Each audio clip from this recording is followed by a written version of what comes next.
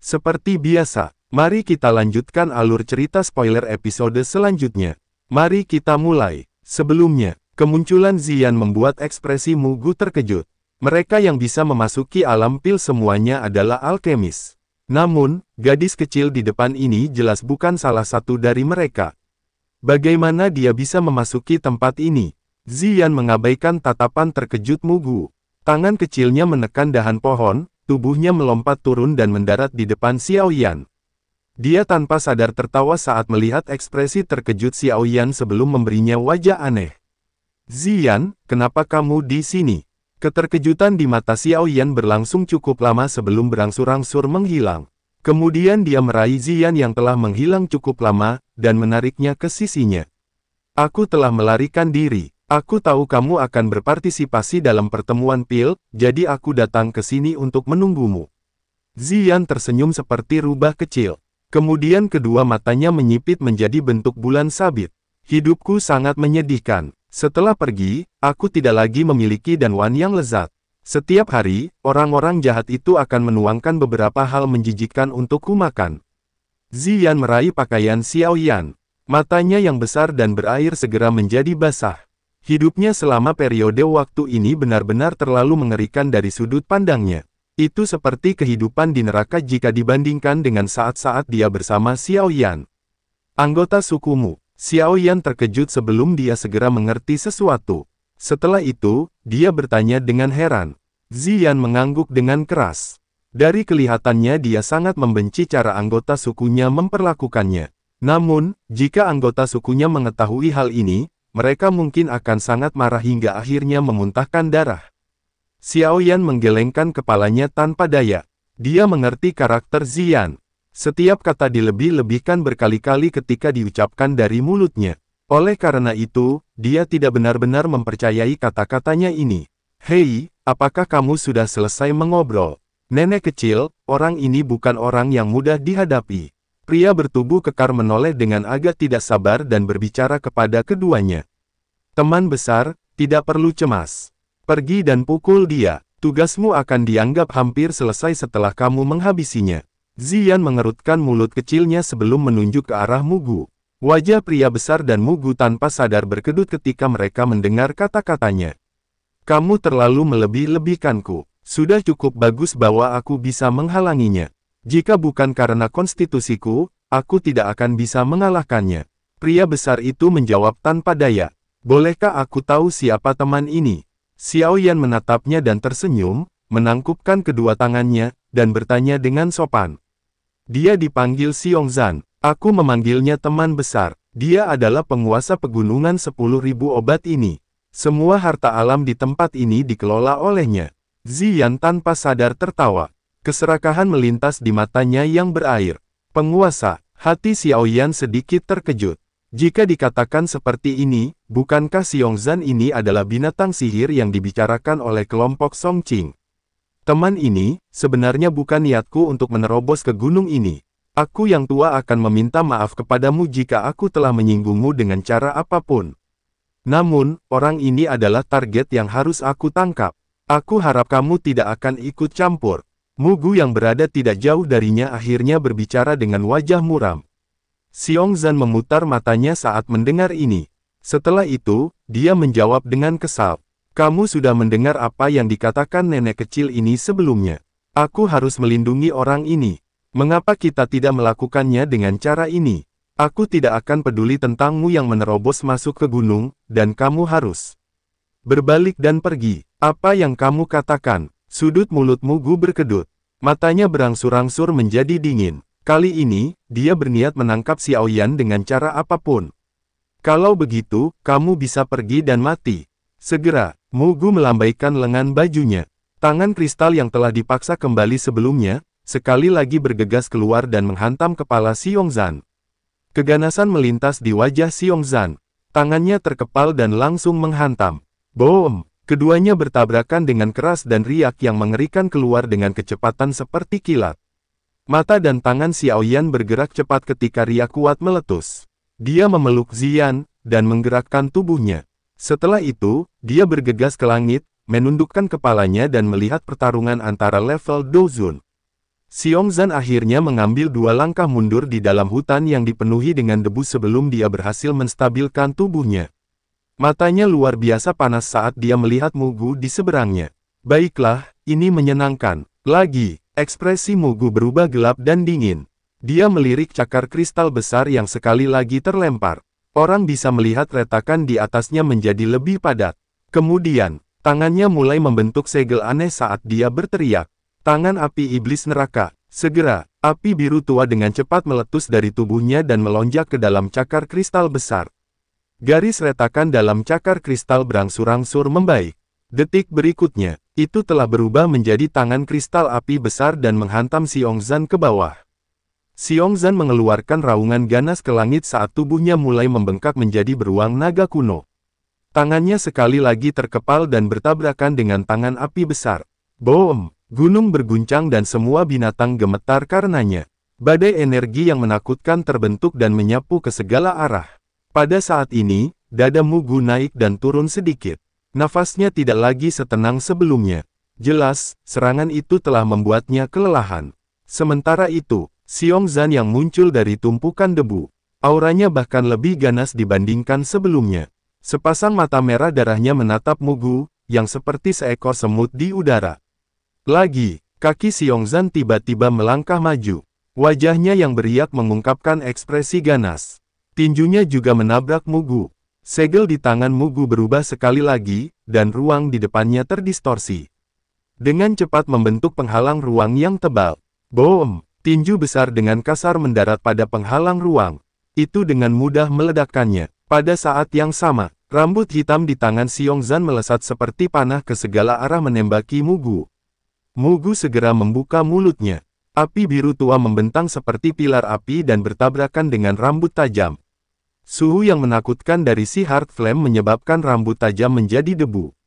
Api baru saja menyembur, namun sosok hitam tiba-tiba bergegas dari langit. Angin yang menakutkan menyebabkan ekspresi Mugu sedikit berubah.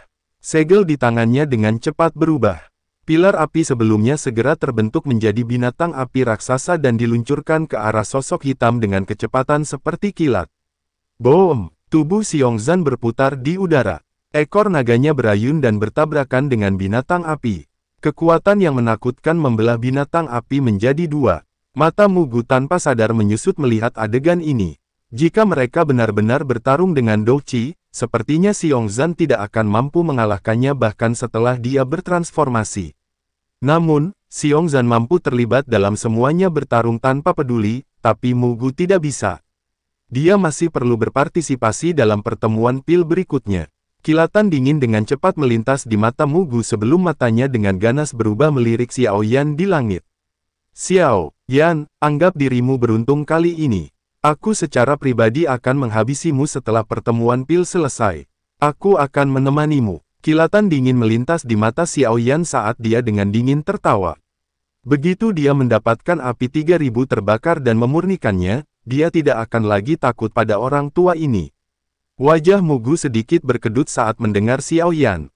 Segera, mata dinginnya beralih pada Xiongzan, yang berdiri di gunung seperti menara logam.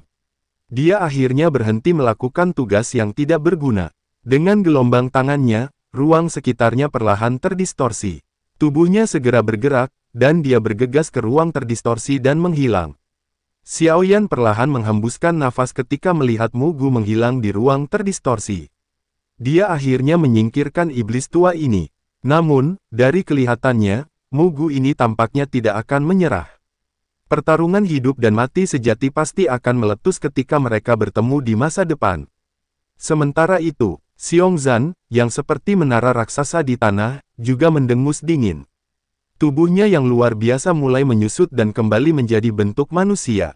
Terima kasih atas bantuan kakak Xiongzan. Xiao Yan yang memeluk Zian bergegas turun dari langit sebelum dia menangkupkan tangannya ke arah Xiongzan. Hei, teman besar, dia orang yang sangat dekat denganku. Memanggilmu kakak, berarti dia sangat memikirkanmu. Selain itu, dia adalah seorang alkemis tingkat 8. Zian di samping mengungkapkan 2 gigi taringnya yang kecil saat dia berbicara kepada Xiongzan dengan gerakan mengancam.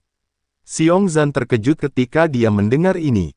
Matanya agak terkejut saat dia melihat Xiao Yan. Ekspresinya berubah sedikit saat dia bertanya, alkemis tingkat 8. Aku bukan seorang alkemis tingkat 8. Saat ini, aku masih berada di tingkat 7 puncak. Xiao Yan tersenyum dan menjawab tanpa menyembunyikan apapun. Namun, jika aku berhasil mengumpulkan semua beberapa hal, aku mungkin bisa mencapai tingkat ke-8. Kesan yang baik dari Xiongzan naik dalam hati Xiao Yan setelah dia melihat bahwa Xiongzan tidak mengungkapkan ekspresi penghinaan karena levelnya. Teman besar, ada rumor bahwa Xiao Yan akan membutuhkan beberapa item tugas untuk lulus dari alam pil ini. Dalam hal apapun, kamu memiliki banyak hal di sini. Mari kita pergi dan lihat dulu. Itu sia-sia jika kamu menyimpan semuanya. Ziyan meraih pakaian Xiao Yan dan memerintahkan Xiongzan. Setelah itu, dia mengabaikannya. Menggerakkan tubuhnya, menarik Xiao Yan, dan dengan cepat bergegas ke puncak gunung. Xiongzan melebarkan mulutnya setelah mendengar ini. Namun, dia hanya bisa menghela nafas. Nenek kecil ini benar-benar sulit untuk dilayani. Xiao Yan telah mencapai aula batu besar dalam beberapa menit dengan Ziyan memimpinnya. Melewati beberapa koridor dan tiba di lapangan luas di dalam aula besar yang dipenuhi bahan obat. Tatapan tertegun Xiao Yan saat menyapu bahan obat yang telah tersusun rapi di depannya. Kalian berdua telah memindahkan semua bahan obat yang berharga di pegunungan 10.000 obat ke tempat ini kan? Ziyan tertawa. Dia mengangguk dan berkata, kamu dapat memilih apapun yang kamu inginkan di sini dan bahkan dapat membawa semuanya bersamamu ketika saatnya tiba. Suara Ziyan baru saja terdengar ketika kaki Xiongzan tanpa sadar bergetar setelah mengikuti mereka ke aula. Sudut mulutnya bergetar beberapa kali. Ziyan juga merasakan perubahan ekspresi Xiongzan. Matanya tanpa sadar mengeluarkan cahaya ungu cerah tampak membentuk naga saat melirik Xiongzan. Sialan, dia sudah mengatakan bahwa dia hanya ingin sedikit. Tidak apa-apa kan? Tubuh kuat Xiongzan bergetar tanpa sadar ketika dia melihat cahaya ungu berbentuk naga. Tekanan, yang berasal dari garis keturunannya, menyebabkan darahnya memiliki dorongan untuk mendidih. Ini adalah tekanan naga leluhur. Ekspresi kaget melintas di matanya. Tubuhnya yang lurus tanpa sadar dan diam-diam membungkuk sedikit. Nenek kecil ini benar. Saudara Xiao Yan bisa mengambilnya. Jika kamu mengambil terlalu sedikit, kamu akan memandang rendah diriku. Aku, Xiongzan, tidak akan senang. Xiao Yan melebarkan mulutnya. Dia tanpa daya mengangguk. Tatapannya melirik Ziyan yang tersenyum padanya. Kemudian matanya dengan hati-hati menyapu bahan obat yang dia butuhkan. 7 air liur hijau spiritual. Buah air liur kultivasi jiwa.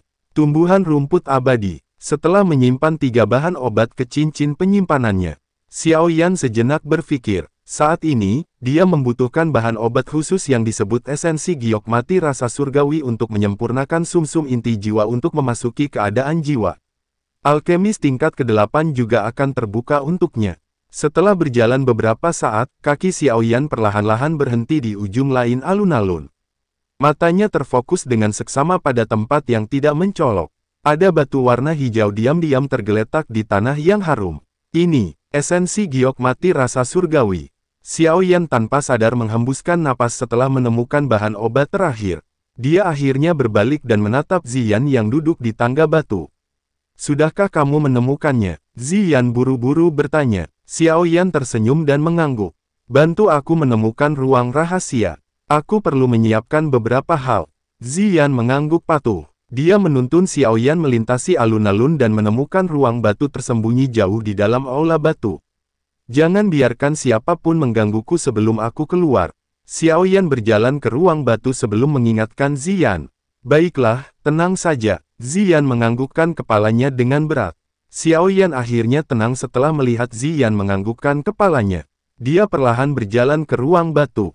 Setelah itu, pintu batu mengeluarkan suara benturan sebelum ditutup rapat.